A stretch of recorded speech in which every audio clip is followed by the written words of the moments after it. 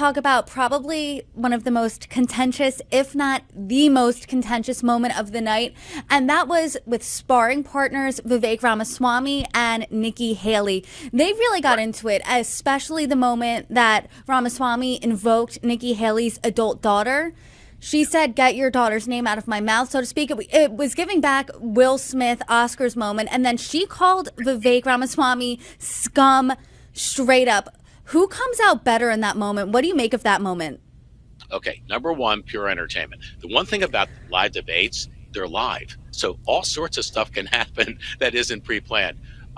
Obviously, Vivek wanted to take on Nikki Haley last night. There was a strategy that he was going to pursue from the beginning. His attack on Nikki's daughter, which really you have to read it that way, was absolutely wrong, an unforced error. And you heard the reaction from the audience; they booed. Universally booed that. No one wants that a policy argument to devolve into taking on someone's family unless they deserve it. That's where Hunter Biden comes into play. That was wrong. TikTok, and of course, there's the other part of the policy part of that question. Vivek, who is, said, "I don't like TikTok and it's wrong, whatever, but I'm using it because I have to." I think he's really vulnerable on that. Now, did that help Vivek? I think he comes off as a 38-year-old know-it-all who has done very little of things he says he knows. Versus Nikki Haley, who is clearly very seasoned and experienced, has been there in terms of leadership positions, not just for the state of South Carolina as governor, but obviously as ambassador to the United Nations. Great foreign policy chops. I think it was clear that she scored a lot of points on foreign policy because she simply knows the material, Brittany, better than anyone else on stage. She just knows it. On the other hand, I think when she gets into a scrum with the scum, as she called Vivek, if she gets into a scrum, that is not necessarily helping her stock either, because I think it leaves the person who is literally in the middle, Ron DeSantis, maybe looking a little bit better by just not engaging. So did this debate help Vivek? I don't think so.